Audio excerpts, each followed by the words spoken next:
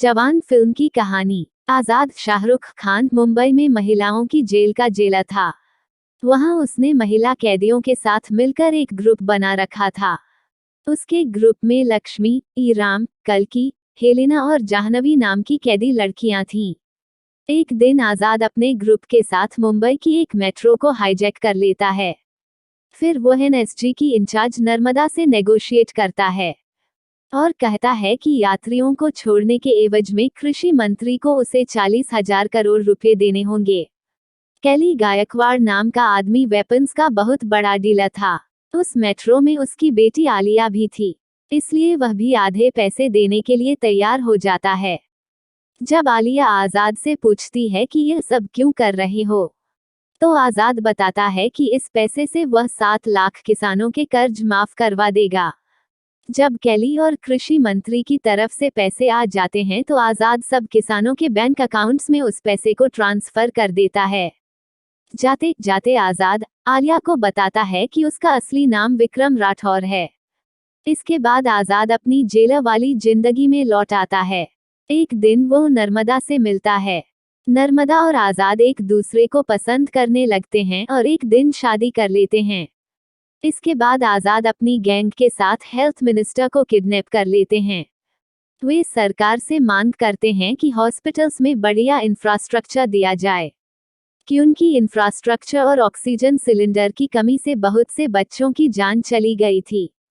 सरकार हॉस्पिटल्स में इंफ्रास्ट्रक्चर देने का काम शुरू कर देती है, लेकिन नर्मदा और आजाद की गैंग के बीच शूट आउट हो जाता है। लेकिन आजाद और साथी बचकर भाग निकलते हैं। तारांकन। एक दिन नर्मदा को आजाद की असलियत पता चल जाती है। वो उससे मिलने जाती है, लेकिन इससे पहले कैली के आदमी आजाद को पकड़ कर ले जाते हैं और उसे टॉर्चर करने लगते हैं। मगर तभी आजाद का विक्रम नाम का हमशक्ल उसे बचा लेता है, जो ज्यादा उम्र का था। उधर नर्मदा को आजाद के ग्रुप की लड़कियों का पता चलता है और वो उनसे पूछताछ करने लगती है। इसके बाद कहानी फ्लैशबैक में चलती है।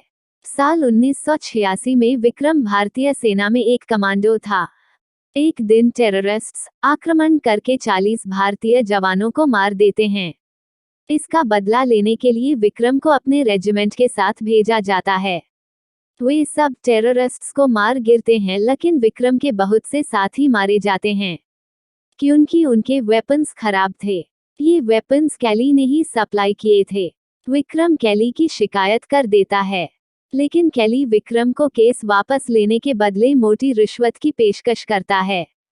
लेकिन विक्रम उसे झाड़ता है और इस ऑफर को ठुकरा देता है।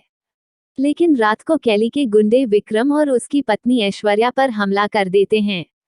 कैली विक्रम को अपने प्लेन पर ले जाता है और गोली मारकर उसे नीचे फेंक देता है। इसके बाद ऐश्वर्या को 3 पुलिस वालों की हत्या के जुर्म में जेल भेज दिया जाता है, लेकिन वह प्रेग्नेंट थी और जेल में ही वह आजाद को जन्म देती है।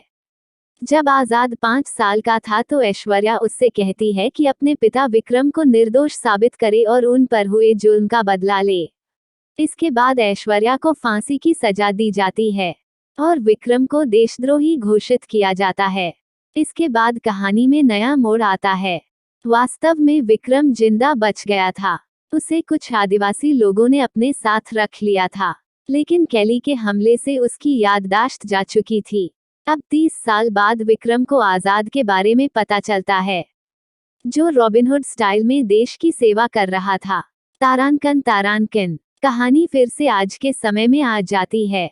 नर्मदा को भी आजाद के पास्ट के बारे में पता चल चुका था। अब वो भी उसकी सहायता करना चाहती थी, लेकिन ईरानी नाम की टीममेट वास्तव में कैली के लिए काम कर रही थी।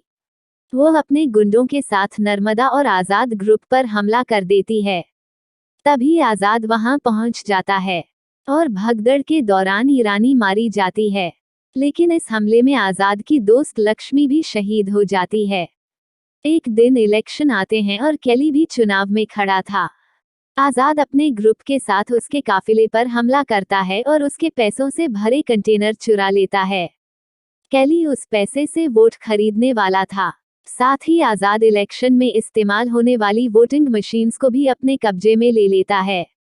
लेकिन इस दौरान कैली के गुंडे विक्रम को पकड़कर अपने साथ ले जाते हैं। तभी आजाद एक वीडियो जारी करके सरकार से डिमांड करता है कि हवा और पानी को प्रदूषित करने वाली 253 फैक्ट्रीज को बंद किया जाए। सरकार ऐसा ही करती है। तभी कैली को आजाद की लोकेशन का पता चलता है, जो कि जेल होती है। वो अपने गुंडों के साथ आजाद पर हमला कर देता है। वहां जमकर लड़ाई शुरू हो जाती है। अंत में विक्रम कैली को फांसी पर लटका देता है और इस तरह अपनी पत्नी और खुद के साथ हुए जुल्म का बदला पूरा करता है। कुछ महीनों बाद पता चलता है कि स्पेशल टास्क फोर्स STF के अधिकारी माधवन नायक ही आजाद को इन मिशन पर भेज रहे थे। अब की बार वे उसे स्विस बैंक से जुड़े मिशन पर भेजने की तैयारी करने लगते हैं। यदि ये कहानी आपको पसंद आई हो तो अपने दोस्तों और अन्य लोगों के साथ शेयर जरूर करिएगा।